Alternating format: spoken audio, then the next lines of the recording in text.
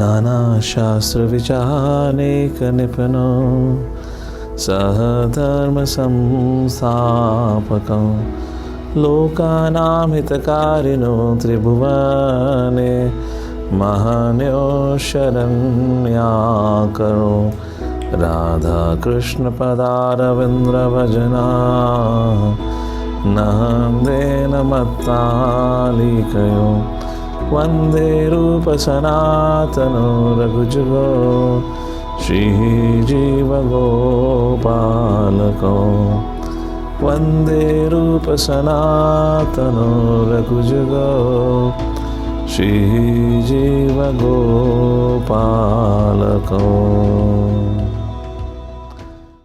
Hare Krishna devotees, so we'll continue our discussion. Now we will be starting the chapter 4 titled as Devotional Service Surpasses All Liberation. So let me explain what is the subject matter of this. As before the break, I was making a concluding point.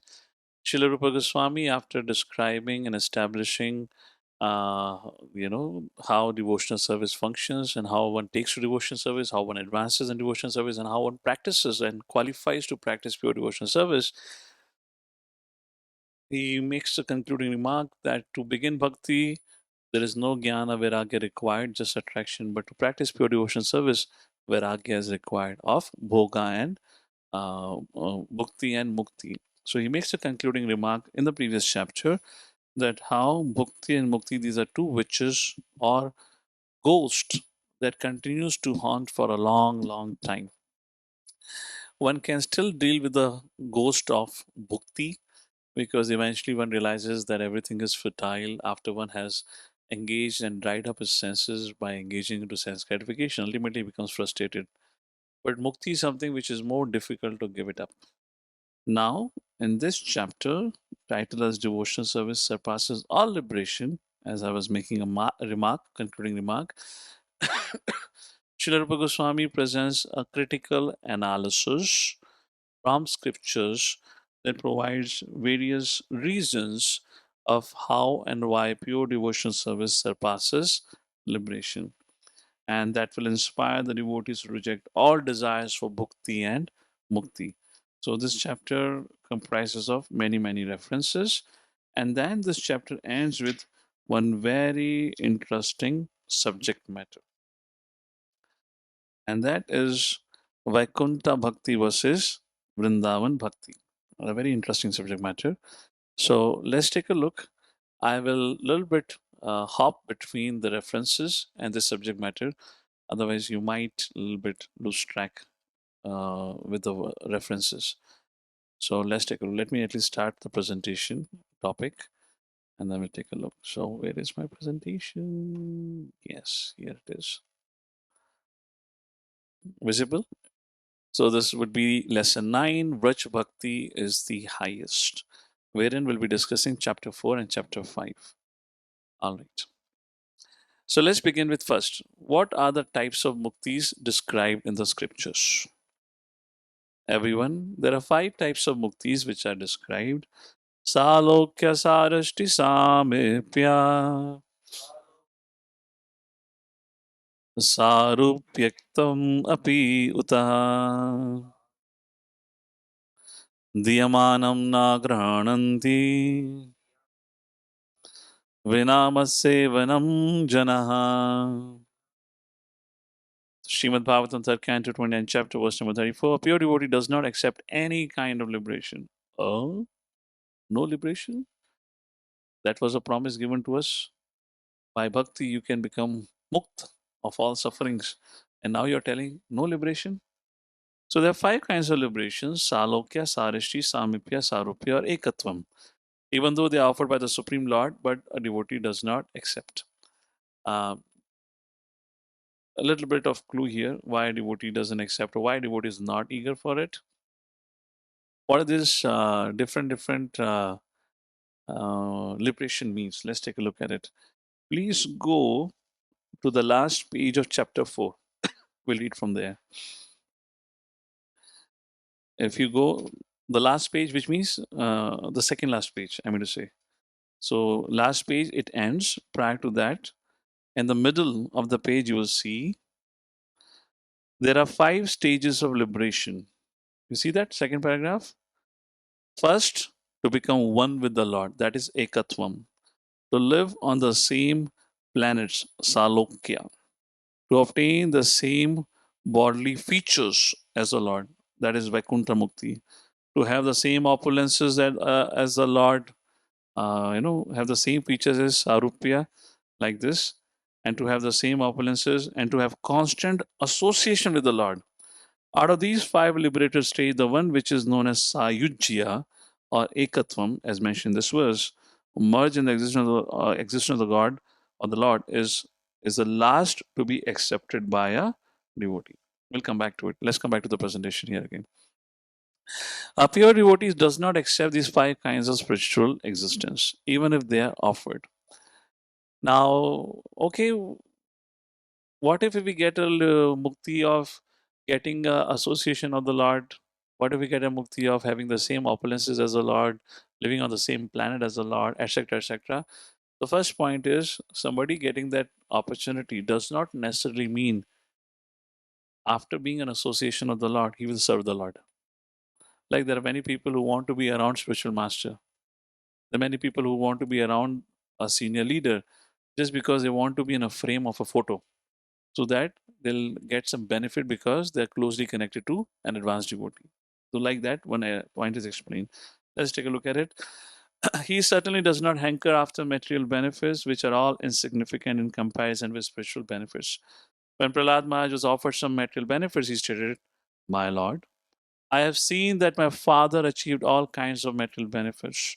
Even the demigods were afraid of his opulence. But still, in a second, you have finished his life in all his material prosperity.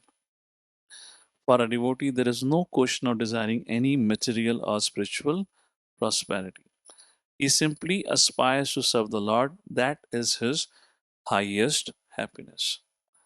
So maybe at this point in time, we may not have this aspiration that, oh, my dear Lord, just service, no mukti. But why a devotee does not want mukti? What is the problem? That is mentioned in the third canto, 25th chapter, verse number 34. There are 3 reasons which I explained why a devotee does not want mukti. नैकात्मतां मे स्पृहयन्ति केचन मत्पादसेवा विरता मदीह ये अन्योन्यतो भागवतः प्रसज्या सभा जयन्ते मम पौरुषाणि. A pure devotee who is attached to the activities of devotional service. These are very nice and important verses, particularly the purpose. You can mark it to read it for yourself. And who always engages in the service of my lotus feet. This is being spoken by Kapila Muni. Never desires to become one with me, Sayuchya or Ekatma Mukti. Such a devotee who is unflinchingly engaged always glorifies my pastimes and activity. Ultimately, we all are truly selfish. And what is our true selfishness is we all want happiness. Do you know the difference between pleasure and happiness? Of course, not such an important subject, but just to understand it, pleasure versus happiness. Pleasure is derived from sense objects. It's outside of us and we have no control on it. Happiness is from within. So when you eat something that is not necessarily called as happiness according to Sanskrit dictionary, that is called as pleasure, sensory pleasure. But happiness is from within, and that can be controlled because it depends on the choices that you and I make. So we can choose to be happy, but we cannot necessarily derive pleasure at all times. So devotee is looking for that kind of happiness, where he's always in that state. And what gives him the highest happiness? That is what is being described here, that even not given by mukti.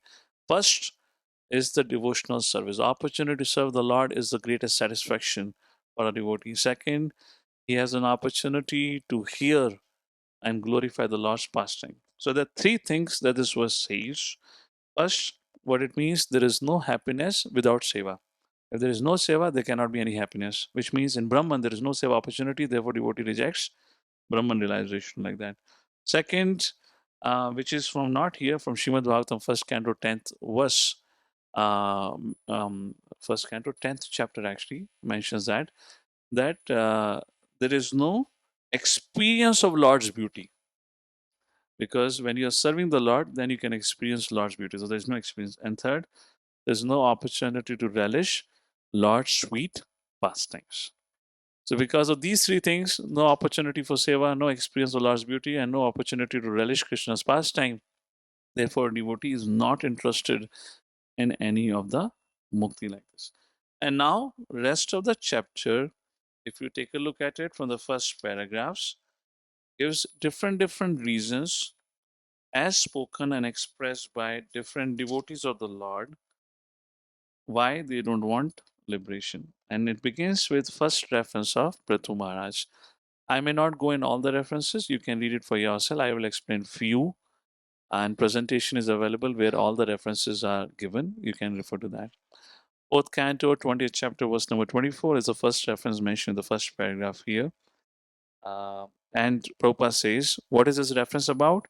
How much a devotee is seriously attached to the devotional service of the Lord can be understood from the statement of Prathu Maharaj. What he says, Nakamahena tadatapiyaham kavachan na yattarayuspacharana bujasavaha mahattamanta hridayan mukhachato vidasvakarnayutamesha varaha. Viduma says, my dear Lord, I therefore do not wish to have the benediction of merging into your existence, a benediction in which there is no existence of the nectarian beverage of your lotus feet. I want the benediction of at least 1 million years, for thus I am able to hear about the glories of your lotus feet from the mouth of your pure devotees. The previous verse also mentioned the same thing. One is seva opportunity, second, then we can discuss about your pastimes. The satisfaction and happiness the devotee experiences by hearing and speaking about Krishna Katha is the highest. Then in the next paragraph, Srila Rupa Goswami quotes the statement from 5th canto, 14th chapter, verse number 44, where Sukdev Goswami is speaking to Parikshit Maharaj. In other words, one is already a practicing devotee is already beyond liberation. Otherwise, there is no question of one to relish the transcendental glories of the Lord. One who is experiencing is already beyond the liberation. Sukdev Goswami says, my dear king, the activities of Bharat Maharaj are wonderful. He gave up everything difficult for others to give up. He gave up his kingdom, his wife, his family. His opulence was so great that even the demigods envied it. Yet he gave it up. It was quite befitting a great personality like him to be a great devotee. He could renounce everything because he was so attracted to the beauty, opulence, reputation, knowledge, strength, and renunciation of the Supreme Personality Godhead, Krishna. Krishna is so attracted that one can give up all desirable things for his sake.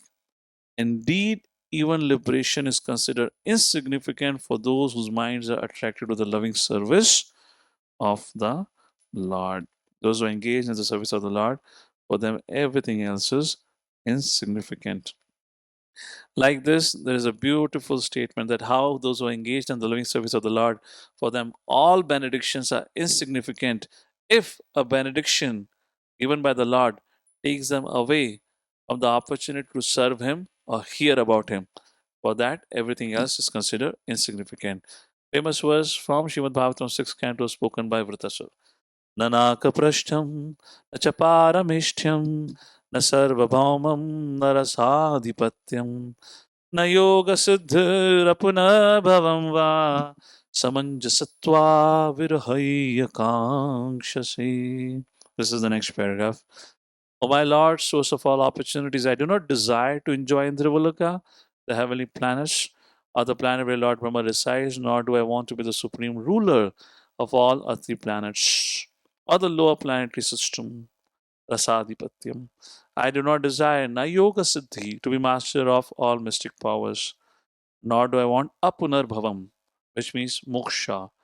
If samajasvatva virhaya kankshase, if I would have to give up your lotus feet. One of the famous prayers by four prayers, shlokas by Vrita. So this is one of them. So what a devotee wants? Devotee only wants Lord's transcendental service. So much so, devotee does not care where Lord engages him in his service, in Vaikuntha or in Bhautik Jagat. And that's what Lord Shiva tells Mother Parvati. Narayana parasarve na kutushana bipyati swarga pavarga narkeshu api tulyata darshinaha. Please don't bring my photo on top of shlokas. Huh? I don't need to be there on the frame. Shloka should not be covered. Devotees solely engaged in the devotional service of the Supreme Personality of God and Narayana never fear any conditional life. For them, the heavenly planets, liberation, hellish planets are all the same. But such devotees are interested only in the service of the Lord. This is the next paragraph. And something similar like this has been explained. So, this is Lord Shiva speaking, where he is glorifying the Vaishnavas to Mother Parvati. In the next paragraph, Srila Rupa Goswami next quotes from 6th canto, 18th chapter, verse number 74, where Lord Indra is speaking. And he's speaking to Mother Diti, who he wanted to kill, a son's Maruts, like this. आराधनम भगवता ह्यमाणा निराशिषः ये तु निच्छन्ति अपि परम ते स्वार्था कुशला स्मृतः. Although those who are interested only in worshipping the Supreme Person God do not desire anything material from the Lord and do not even want liberation, Lord Krishna fulfills all their desires. So it's not that devotee doesn't want, then Lord doesn't give also. When Lord wants to give everything, the devotee doesn't want anything. Lord is known as Varadaraj Swami, one who can give all the benedictions. We see that in our Damodarashtakam also. Satyavrat Muni is praying same thing. My dear Lord, you're Varadaraj Swami, you can fulfill, but I don't want anything. Only thing I want is my heart to always remember your childhood pastimes. Let me always remember that like this. And then next,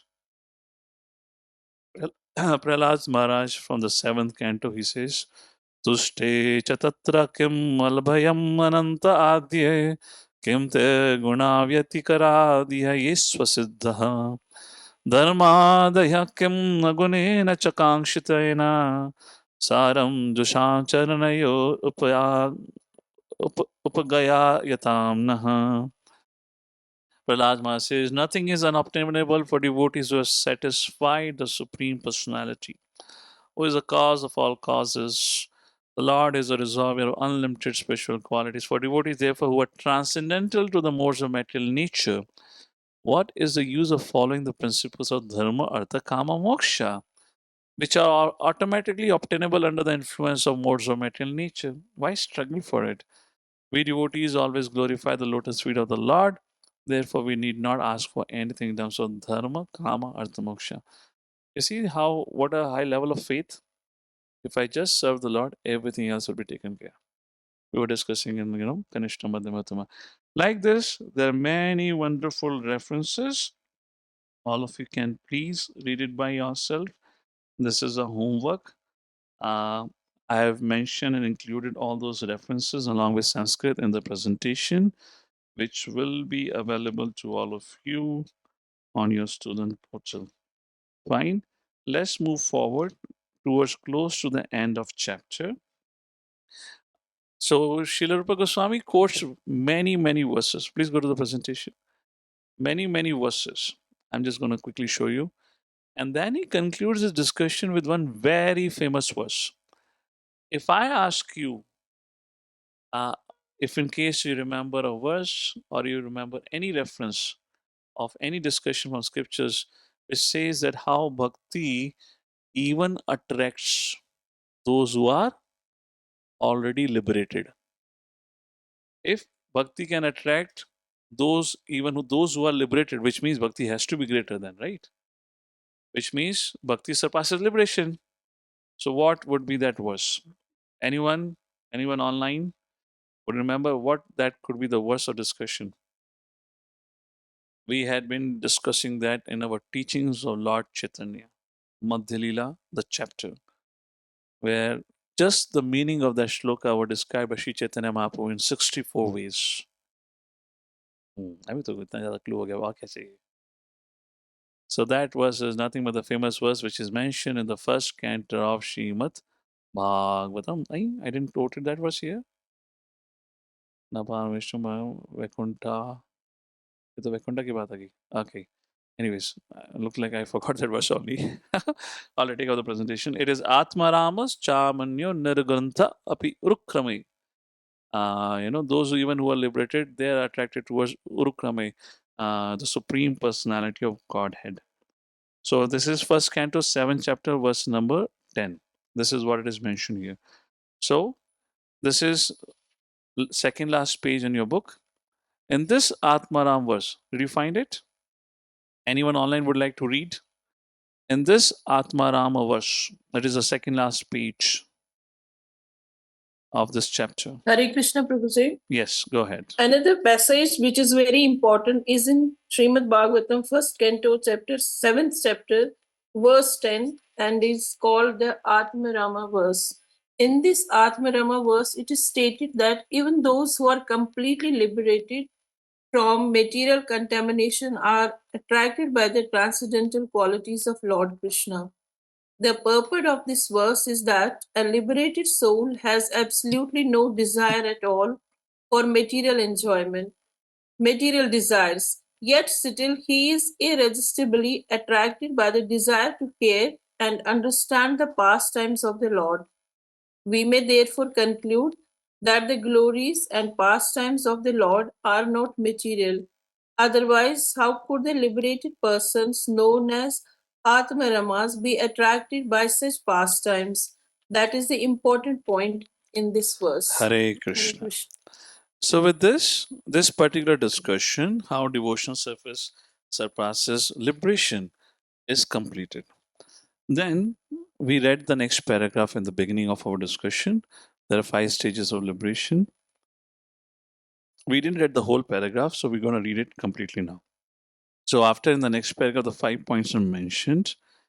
Then Srila Prabhupada writes in the middle of the paragraph, the other 4 liberations, found it?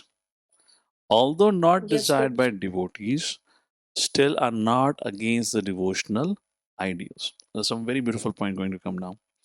Some of the liberated persons who have achieved these 4 stages of liberation may also develop affection for Krishna and be promoted to the Golok Vrindavan in the spiritual sky. See, this whole idea of having the same opulence as the Lord, having the same form as the Lord, that is in Vaikuntha. That doesn't happen in Golok Vrindavan. May also develop affection for Krishna and be promoted to the Golok Vrindavan planet in the spiritual sky. In other words, so first discussion was happening about liberation. Now the further discussion that Srila Rupa Goswami says that the devotees of Krishna are the best. That is the point being discussed here. In other words, those who are already promoted to the Vaikuntha planets and who possess 4 kinds of liberation may also sometimes develop affection for Krishna and become promoted to Krishna Loka. Next, so those who are in the 4 liberated states may still be going through the different stages of existence. In the beginning, they may want the opulences of Krishna, but at the mature stage, the dormant love for Krishna exhibited in Vrindavan become prominent in their hearts.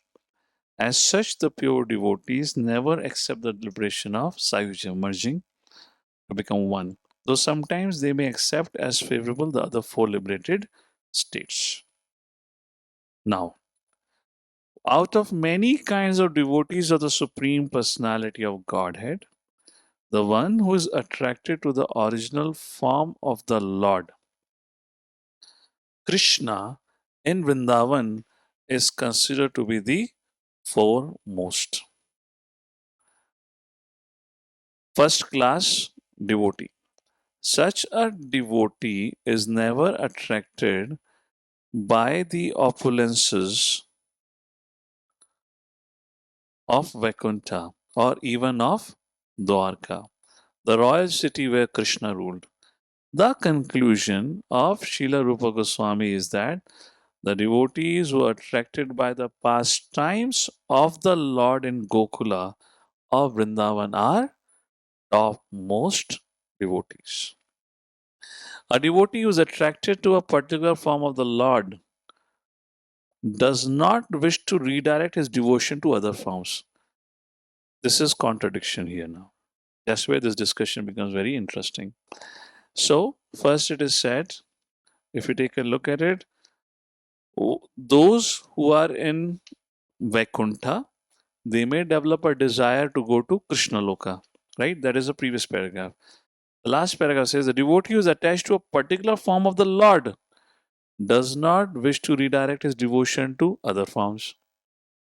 How many of you say this is ironical? This is contradictory. And then Prabhupada says, for example, Hanuman, the devotee of Lord Ramachandra, knew that there is no difference between Ramachandra and Narayan, yet he still wanted to render service unto only Lord Ram. That is due to the specific attraction of a particular devotee. There are many, many forms of the Lord, but Krishna, this is the point. There are many, many forms of the Lord, but Krishna being the original form. Although in other forms, devotee may not change their service, but when they become attracted to Krishna, then they may change their mood or service. Though all the devotees of different forms of the Lord are in the same category, still it is said those who are devotees of Lord Krishna are the topmost in the list of all devotees. His Honor's Giriraj Maharaj explains this point and he says as follows. He quotes an example of Gopakumara from Vraj Bhakti, and he explains that how Gopakumara he went to Ayodhya Puri, he rendered service. He didn't feel satisfied there. Then he went to Dwarka Puri. He rendered service there also. And everyone is in complete bliss. But somehow Gopkumara was not experiencing that bliss.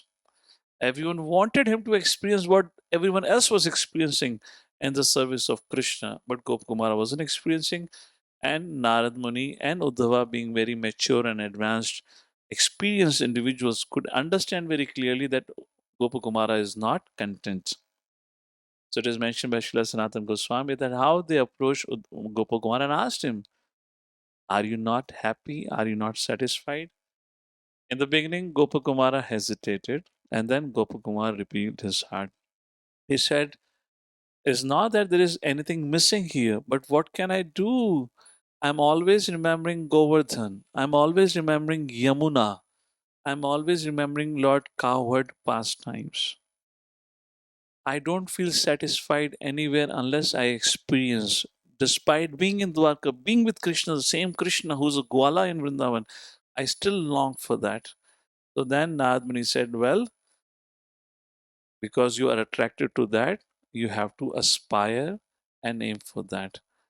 But because you are in spiritual world, there is no spiritual practice. I mean, in spiritual world, is there something, okay, सुबह उठ के ब्रह्म मुहूर्त में नाम जप करना है? There's no spiritual practice. Now you are always into engage in service.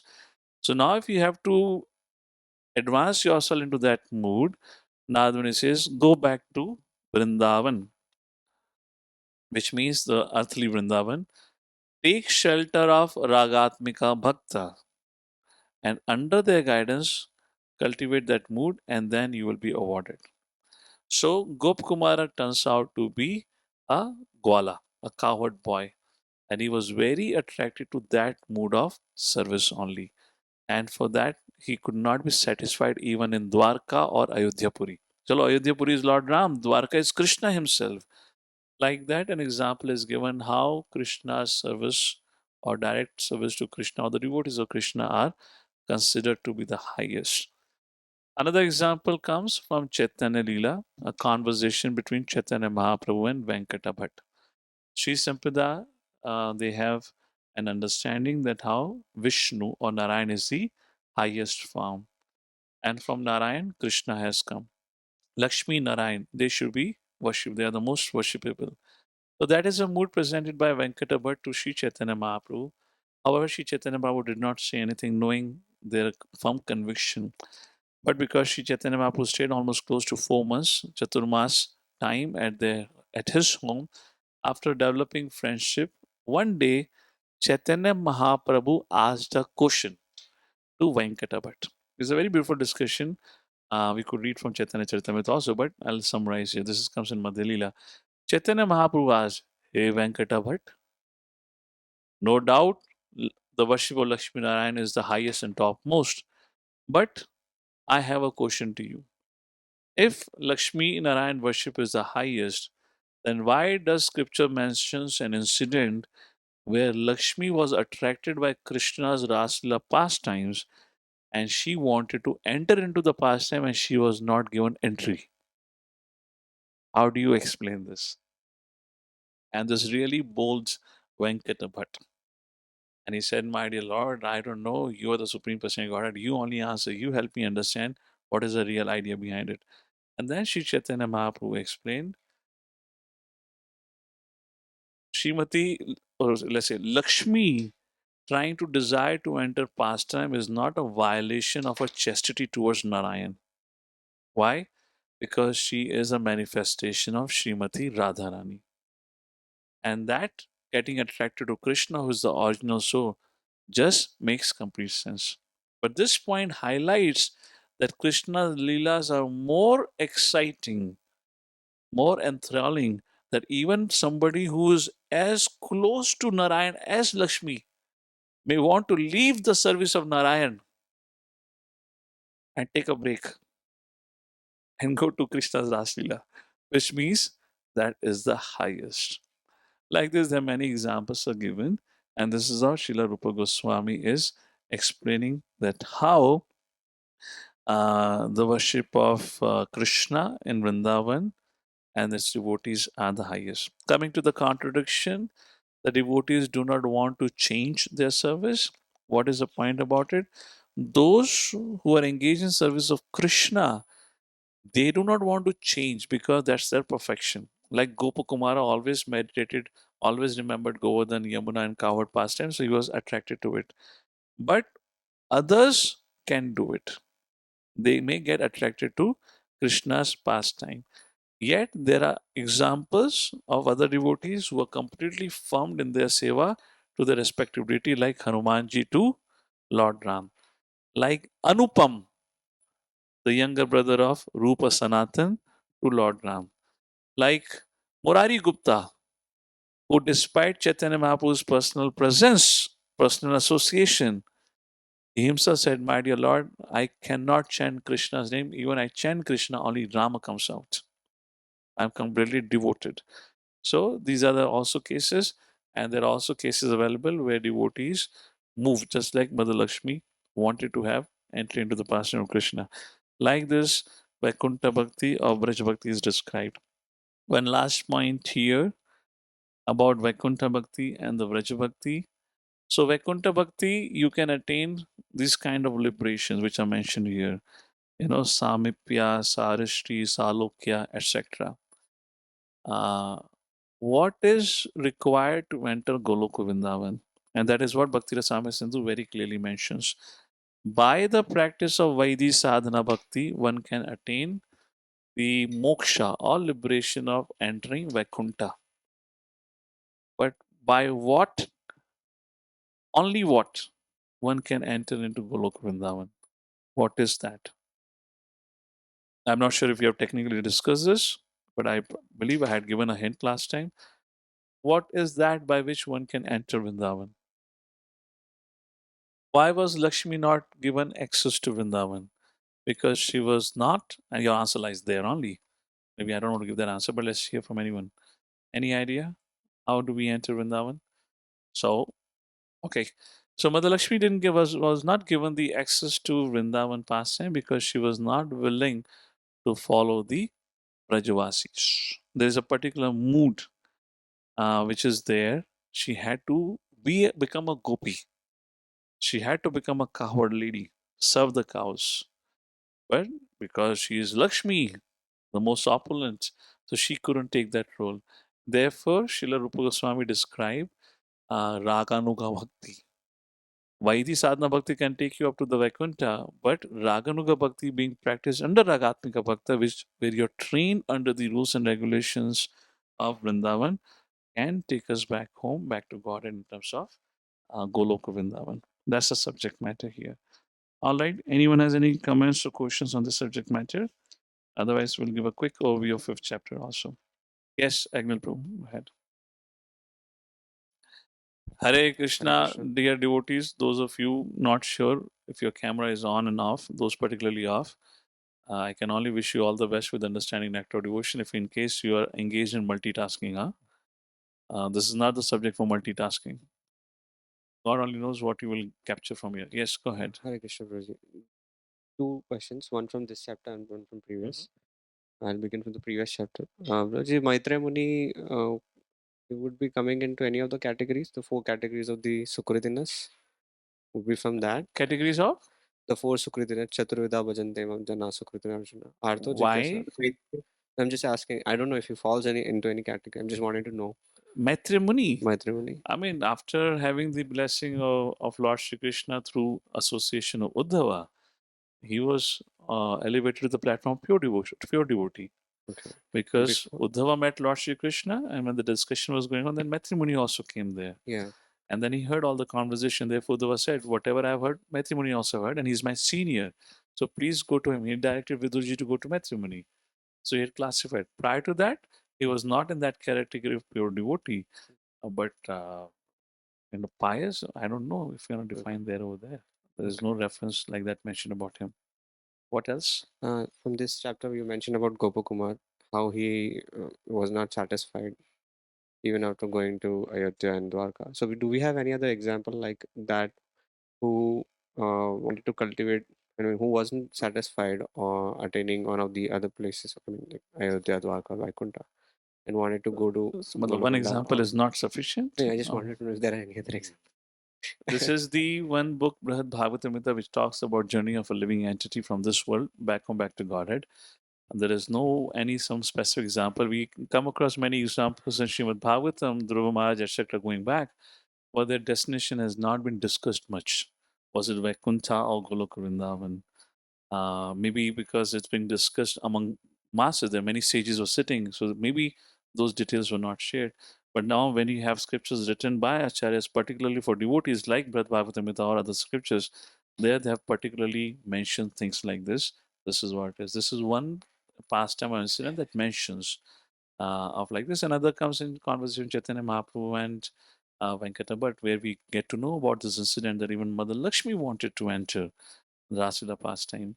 And if in case you look at another incident is of 10th canto Srimad Bhagavatam, when Lord Shri Krishna had, for our time being, he went out of the Raslila and the gopis were searching for Krishna. Then Krishna had taken a form of Narayana. And gopis had least attraction towards him. They didn't even bother to look at him. They said, my dear Lord Narayan, please tell where is our Krishna. Now Krishna, the gopis did not loved Krishna as Lord. For gopis, Krishna was Krishna. There was no opulence of he being the Supreme Personality Godhead. Yet Narayana was Supreme Personality Godhead from their perspective. And scripture says so. Despite Supreme Personality Godhead being present there, giving them their darshan, yet they were not at all. They said, we want only Krishna. So again, so it shows that point of, how that is what Srila Rupa Goswami is kind of establishing here, Krishna Bhakti to be the highest. And therefore, this Bhakti Rasamrita Sindhu begins with Akhila Rasa Amritaha Murti. What is the subject of Bhakti Rasamrita Sindhu? That is the very first line. Akhila Rasa Amrita Murti. Who is that Murti man of all rasas? He declares that is Supreme Lord Krishna only. Fine. And then we know about 64 and 60 qualities, 4 extra qualities Krishna as compared to 60 qualities of Narayana. Fine. Anything else? Okay. Mother Shivani, your hand is up. Okay, I have a question. Yes, Mother Kripa Hare Prabhu. Krishna Prabhuji, Dhanvati. Okay. Mother Shivani, go ahead then. Fine. Then Mother Kripa Prabhu. Okay. या प्रभु अभी जब आप बता रहे थे कि अगर हमारी मुक्ति हो जाती है तो फिर we cannot experience Lord's beauty, but if it's like same planet पे अगर मुक्ति हुई है तो they can be with the Lord Vishnu and they can appreciate the beauty. The point there was why a devotee doesn't aspire from Brahman, that kind of mukti, or merging into the Lord, not the other 4 kinds of. So Okay, it okay. And one more surpasses, doubt. bhakti surpasses the desire for mukti, either Brahman realization or merging with the Lord. Why? Because you don't have opportunity to serve the Lord, you don't have the experience of His beauty. That's the point there.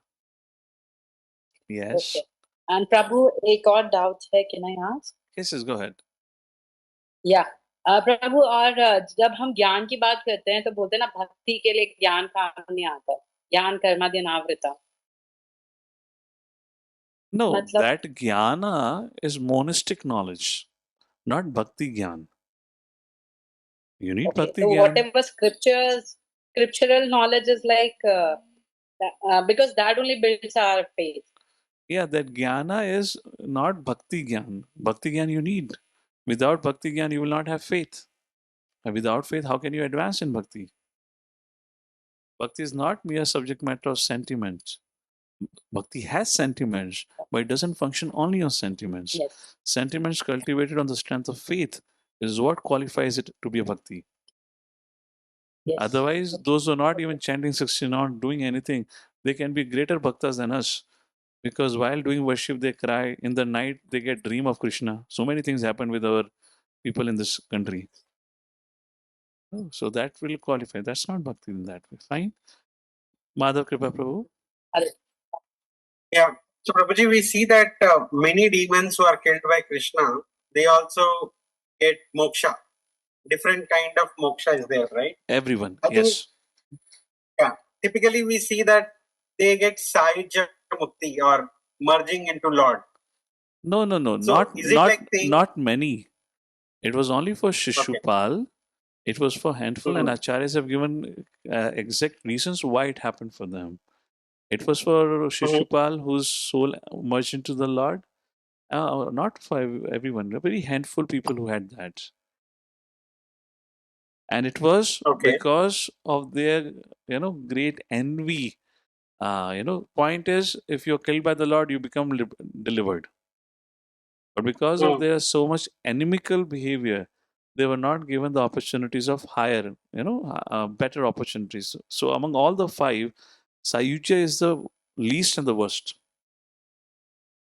So Right. it's not the Now, blessing. similarly, we say that Hmm. whoever died in the war of Mahabharata, they attain liberation. Yes. So, what kind of liberation such souls attain? Well, I mean, I mean, I cannot say that at this point of time. First Canto really mentions that. There's a verse which says that whoever saw the smiling face of Krishna and who died on the battlefield, they all attained moksha. What kind of moksha, that is not defined, at least I'm not aware if there is any particular system which is mentioned that in such and such state you die, you'll attain this moksha or that moksha. For example, one of the verses that was recited to Sukdev Goswami when he went to the forest, which is spoken by Uddhavji in the 3rd canto Srimad Bhagavatam. What is that shloka? It's about our kya naam hai? This thing, Putana. Aho Bakiyam Sanakala Kutam, that famous shloka. And there Uddhava is expressing his astonishment. My dear Lord, your compassion, mercy knows no bound. Who will not worship you? If you're so compassionate, the lady who came to kill you, you gave her the position of Dhatri. right. But not for everyone else, they got positions like that, right?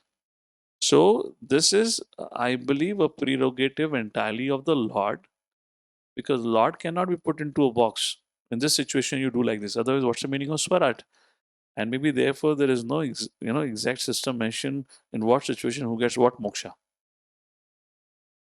There are 5 kinds of liberation mentioned. Who gets what?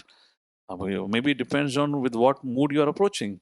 Somebody wants following Mayavad, not Mayavad. Mayavad is have a different, interesting destination for themselves. Ishopanishad makes it very clear. Asura namate loka andhena tamasavrataha. So they have some special plans for themselves.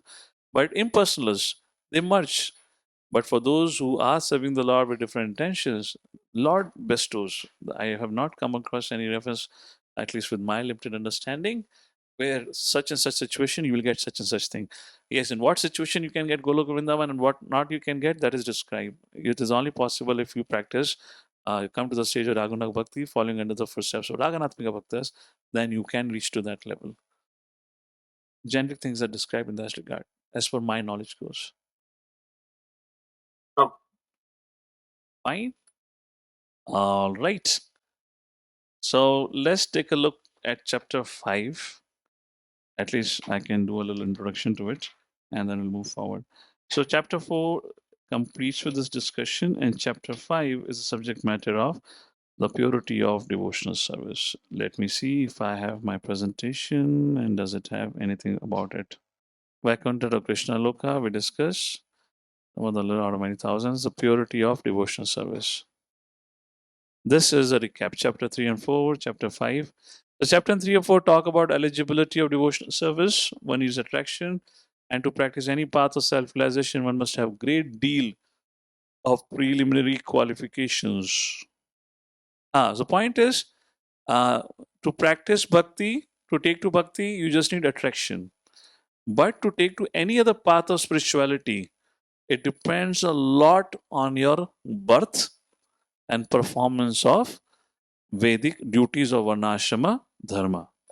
Now, chapter 5 explains, is bhakti also dependent or bhakti is fully independent on such prerequisites? And the conclusion is bhakti is independent and self-sufficient.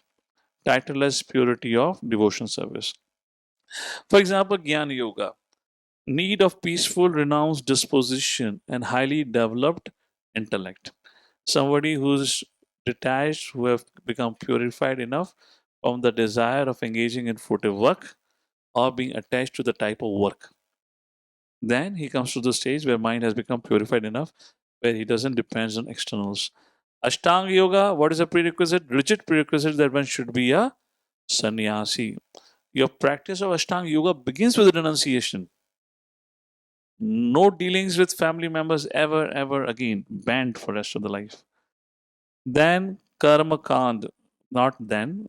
Probably I should have put in sequence. Maybe this is how it's given in the book. Yajna can be successful only if time, place, ingredients are flawless. At the end of the chapter 8 of Bhagavad Gita, you read about how different individuals in different paths can reach higher destination if they depart on an auspicious time. And Krishna concludes chapter by saying that for devotee doesn't matter. This time and all this thing does not matter. So karma kanda can only be successful if time is favorable, place and ingredients are pure. Bhakti is the only method completely pure from dependence on external prerequisites.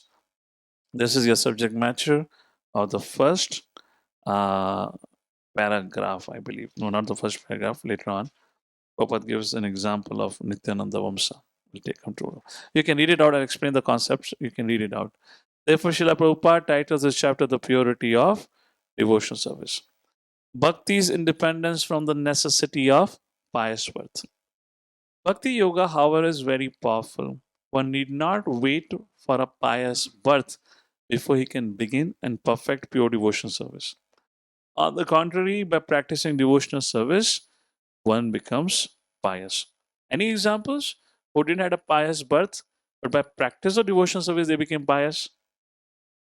By practice of devotional service, they became all glorious? Prahlad Maharaj. Haridas Thakur. Prahlad Maharaj, Haridas Thakur. What else? Who else? Bali Maharaj. Bali Maharaj. Of course, Sugriv को भी नहीं छोड़ सकते ना फिर तो. You know, Sugriv भी आना चाहिए. And Shabari. Valmiki Rishi. All right. Shabari. Vritrasur. उसके Right. तो जन्म का कहना ही क्या? Right? Like this, there are many names of it. Bhakti's independence from the necessity of pious birth. Srimad Bhagavatam, 11th Canto, 12th chapter, verses 6 to 9. In every yuga, many living entities entangled in the modes of passion ignorance gain the association of my devotees. Thus, such living entities as the Daityas, Rakshasas, Bird, Bees, Gandharva, Apsara, Naga, Siddha, Charana, Guhikas, and Vidyadharas, as well as such lower class human beings as the Vaishyas, Shudras, women, and other, were able to achieve my supreme abodes. Vratrasur, Prahlad Maharaj, others like them also achieved because of association of my devotees. As did personalities such as Vrish Parva, Bali Maharaj, Banasur, Mayasur, Vibhishana, Vibhishan, isn't it? Sugriv, Hanuman, Jambavan, Gajendra, Jatayu, Tuladhar, Dharmavyad, Kubja, the gopis in Vrindavan and the wives of Brahmanas who were performing sacrifices. The importance of association with devotees is a puppet, is illustrated in the story of Dharma Vyad, the non-violent hunter. Hunter भी non-violent होता है. Okay, somehow I just paid attention to it this word now. As described in the Varaha Purana. In a previous life, he somehow became a Brahma Rakshas or a Brahmana ghost, but was eventually saved. In previous Kali Yuga, he had the association of a Vaishnava king named Vasu. The lady Kubja associated directly with Lord Krishna. In her previous birth, she had associated with Sri Narada Muni. Because of that association, she got the blessing of the gopis of Vrindavan rendered service to saintly persons in their previous births. Having had ample association with devotees, they became gopis in Vrindavan in their next life and associated with the eternally liberated gopis who had descended. So when you read 10th canto, there is a description. There were Nitya gopis and there were Sadhaka gopis. These were two kinds of gopis. One were the rishis from Lord Ram's Leela, and there were those gopis who had performed austerities, like that. Those all acharyas mentioned the whole classification, like that. They also had association with Tulasi Devi of Vrinda Devi. The wives of the Brahmanas performing sacrifice and association with women sent by Lord Shri Krishna to sell flower garlands, bitterness, and heard about the Lord from them. So point is, bhakti is independent of pious. Srila Prabhupada cites in Srimad Bhagavatam, Savai Pumsam, devotional service has no material cause, and therefore it cannot be checked by any material circumstances. Bhakti is rendered without any hope for material gain, is open for all, without any distinction, and it is constitutional occupation of soul.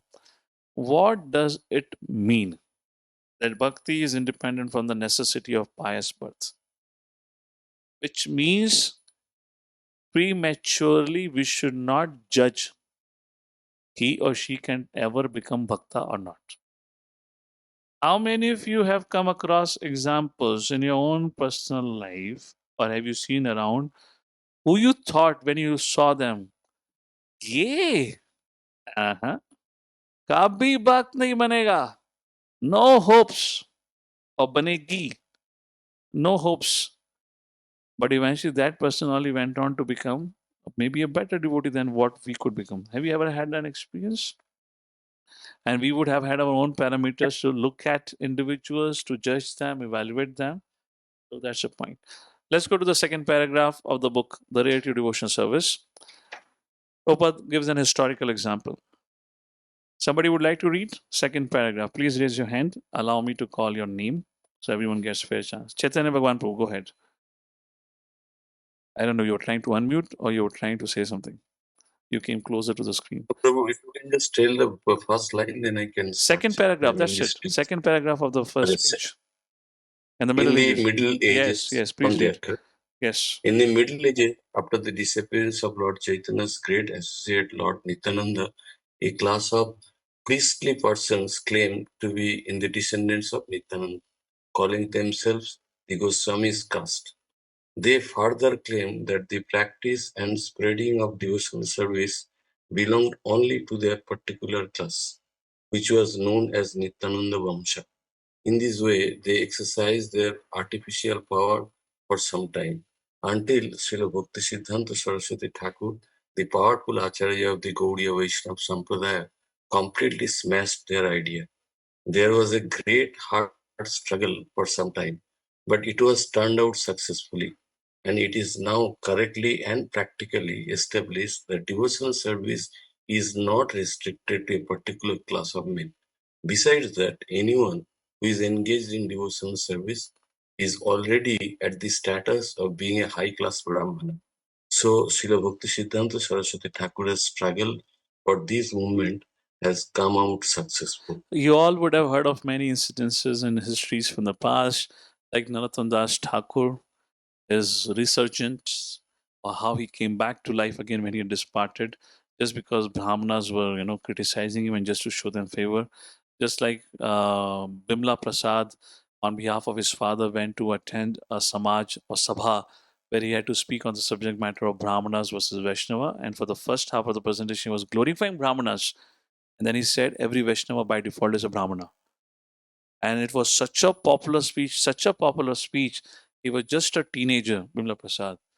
Everyone, those who are Brahmana heads, they got really fed up and they walked away. In the beginning, they were also clapping. Oh, ye tumhara hi aadmi hai. And later on, the whole audience ran towards this young man. They wanted to take a dust from his feet. And there was such a ruckus. There was so much crisis situation there, little like a civil war. They were wanted to grab the dust from the lotus feet of Bimla Prasad or Srila Bhakti Siddhanta Saraswati Thakur. Organizer was a smart guy. He thought, I have to do something quickly, otherwise my whole setup will be destroyed.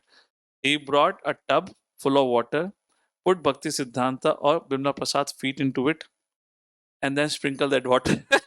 Mahaprasad. Okay, you be satisfied, and everyone was satisfied with that. So the point, this had been a constant struggle. Therefore, again, I want to remind, as Srila Prabhupada said, Bhakti Rasamrita Sindhu is the law book for ISKCON. There had been a very famous devotee who's not anymore with ISKCON now. He was also a young brahmachari. He became famous as a young brahmachari kind of a thing. I don't want to go into details of it. And he was preaching around India. He was from India only. And then later on, he took even initiation. His family were already practicing devotee. He was born into a devotee family, born into a Brahmana family. And then he became a kind of a scholar who studied a lot of acharyas and other shastras and all that. Later on, he came to a conclusion only Brahmanas have the right or qualified to become initiating gurus. And the guru from he who took initiation, he disowned that guru only because he was not Brahmana, although was an Indian, born in India. Like that, he started spreading a lot of misunderstanding, and then you had to be taken out. Like this, there have been situations which come again, time and again. There is this, there are 4 Shankaracharya Peeth, Shankara Peeths. So without naming any of them, but there is one who is very anti-ISKCON. And largely, he's always surrounded by controversies in his own life personally. So he often makes a statement, and was one recording where he was making a statement, "Art Swami Prabhupada, what has he done? He has made unqualified Malechas into Brahmanas. You become Brahmanas like this, you're Brahmana only by birth. Only birth." So like that, there's so much misunderstandings around. So bhakti is independent of all of that. That's the subject matter here. All right. And there are many examples like this. Please read it out. Of course, I don't want to rush you through because you have 4 chapters also, so read many references. Maybe I can pause here and we'll continue this discussion. Otherwise, it could really speed up. आप लोग confused हो जाएंगे थोड़ा. Go back to the presentation once. Let me just complete this topic of how bhakti is independent from the necessity of pious birth. Okay, yeah. So next topic is why can't we do bhakti for material benefits? Prabhupada writes in his book. We'll take it next time. So at least this topic, Janma, is clear. It doesn't depend on Janma. Your pious birth and whatnot. And we'll see rest of the topic next time, how bhakti is independent of everything. So my humble request once again, please do read chapter 5 when you come next time for the session. And the 4th chapter, there are many references, beautiful verses. At least give a quick reading to it so you become familiar with the subject matter.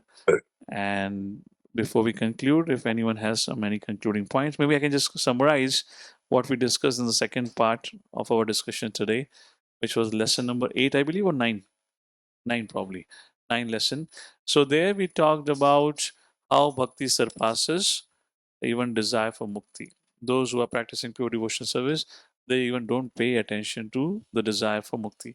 And then we quoted various examples, references from Srimad Bhagavatam and other Shastra, which Srila Rupa Goswami gives rights in nectar devotion. And the concluding subject matter, not only devotees reject the desire for mukti, even those who are atmaramas, self-satisfied, who have attained moksha, they even get attracted to the Lord. Such is the glory of the Supreme Personality Godhead. That's how the verse comes in first canto of Srimad Bhagavatam.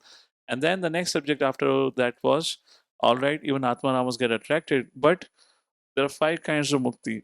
Sayujya, devotees don't want. What about Salokya, Sarishti, Samipya, and those 4 kind of mukti? Well, if it comes, devotee may accept it. But where does that take? It takes them to Vaikuntha. But what about Goloka Vrindavan? Which is better? Which is best? Not better, that's not the way of looking at it, but which is best? Highest, let's say highest. Then Srila Rupa Goswami makes a point that devotees at times may change their natural, eternal relationship with the Lord, move from one to another. But in general, it doesn't happen.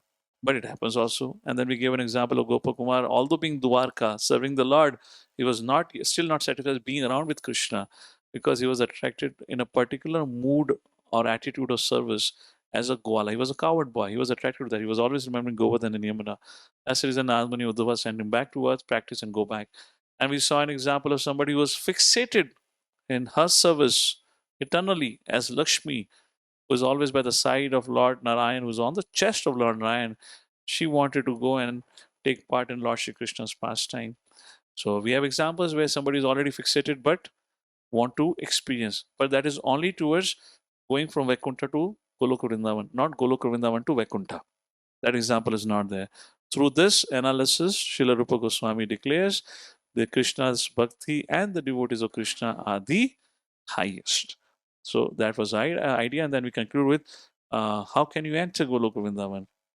Vaidhi Sadhana Bhakti can take you up to Vaikuntha. That was the discussion last time. However, to enter Goloka Vrindavan is a subject matter of following in the footsteps of Ragatmika Bhakta. Why Mother Lakshmi couldn't enter? Because she was not willing to follow in the footsteps of gopis. Therefore, she got an entry to Rasalila. That's the way of entering Goloka Vrindavan. For that, we have to be on the stage of Raganuga Bhakti. And then after that, the last discussion in the second half of our today's presentation was about the purity of devotion service. Bhakti does not depend, is entirely pure, independent. And one instance that we discussed just now, Bhakti does not depend on your pious birth. Pious, impious birth, whatever, whoever you are, if you take to Bhakti, you become all pious. Example, Hanumanji. Example, Sugriva. Example, Haidas Thakur. You gave many examples like this. All right, and we continue this discussion. So this is where the subject matter about Bhakti, establishing Bhakti, the nature of Bhakti, and 6th chapter onwards begins 64 regulative principles. How do we perform Vaidhi Sadhana Bhakti? The 6th chapter onwards, now we'll have discussion on 64 regulative principles. We'll discuss as much as we can cover in each session, and that is what will continue for next few chapters. Hare Krishna. Jagaduru Srila Prabhupada ki, Srila Rupa Goswami ki, Bhakti Rasamrita Sindhu ki. Any concluding comments or question? I see some hands up. Vidyavati Prabhu, you want to say something? All right. So thank you all, Hare everyone. Krishna, Prabhuji. Yes. Prabhuji, Krishna Loka and Goloka Vrindavan is same Yes. or different? It's same. Mm-hmm. Same. And Prabhuji, one very fundamental question. जैसे यहाँ पे mention ये किया गया है कि you should be ज्ञानी, you should have the transcendental knowledge to understand bhakti, and that is how we can attend pure devotional service. But and that is the reason maybe we are understanding Bhakti Shastri course to ज्ञान version के लिए हम कर रहे हैं. But the thing is, अगर हमारे जैसे होंगे जिनको कुछ याद ही नहीं रहता होगा, समझकर भी कुछ समझा है, जैसे when we are attending your lecture and the class, we understand things, but later on when it comes to producing, or when it is come to producing in verbally or putting it up on paper, I mean, we are lost and we don't have that much intelligence to put it then. So again, yeah, bhakti is independent of even what you can remember or not remember. Just by attending, you're engaged in bhakti. Just by hearing, you're engaged in bhakti and you're advancing in bhakti. It is not that on the door of Goloka Vrindavan you will have slots of interview. First interview would be checking how much you know and remember from Bhagavad Gita course. Second slot of interview will be Ishopanishad, Nectar Devotion, and then other books. There's no interview going to happen there. So, of course, we're not in the best of the situation. Kali Yuga, we don't have good memory. Fine. But what we have is the opportunity to chant. What we have is the opportunity to serve.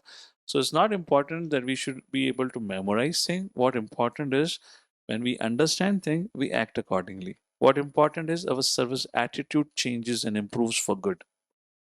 And somebody's service attitude have improved or somebody has cultivated service attitude, even though he or she may not remember any shloka, is far better than Bhakti Shastri graduate Bhakti Vaibhav Bhakti Vedanta.